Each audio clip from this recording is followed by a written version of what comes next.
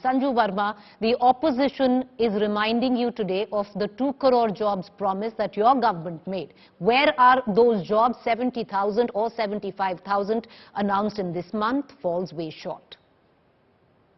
You know, Preeti, I'm glad you raised this topic by way of a debate. First and foremost, let's be very clear that the Rozgar Mela announced by the Prime Minister has the intention of providing close to 10 lakh, as in 1 million jobs in the next 12 to 18 months.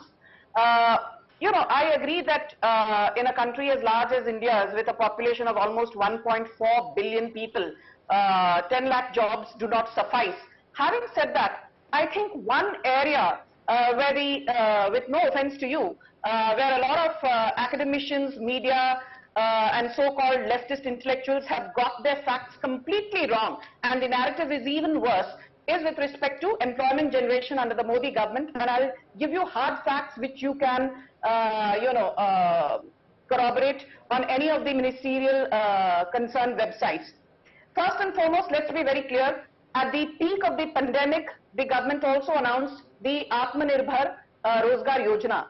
And you will be surprised to know that this was launched in October 2020, and barely in 2 years, we've already provided 6 million, as in 60 lakh jobs. Point number one.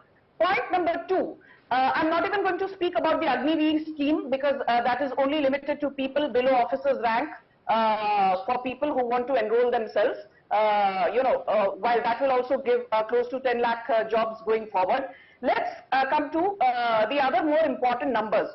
One thing which nobody seems to be talking of is the fact that the EPFO, which I think and which a lot of economists who are not even inclined towards the BJP have time and again said is one of the best yardsticks to measure how employment is being generated in India. I'll just quickly, give me 10 seconds. Jan 2022, 15.29 lakh new subscribers, February 14.12 lakh, March 15.32 lakh, April 17.08 lakh, May 16.82 lakh, June 18.36 lakh, July 18.23 lakh, August 9.87 lakh, September 16.82 lakh subscribers. I've given you data for the period from Jan to September 2022, which means that every month on an average, 15.76 lakh new subscribers are getting added to the EPFO,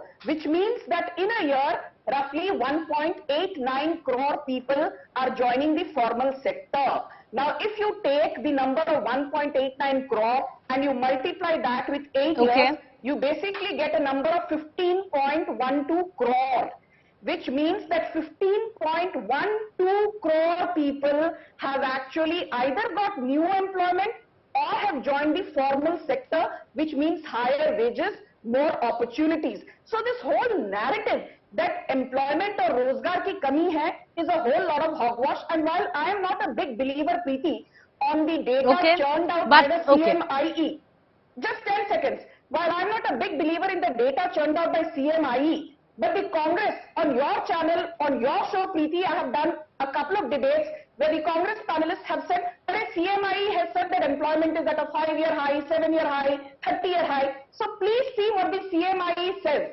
Mahesh Vyas, who's known to be a Chidambaram acolyte, has said that unemployment has hit a new low, employment opportunities have hit a new high, and the unemployment rate has fallen to a decadal low of 6.3%.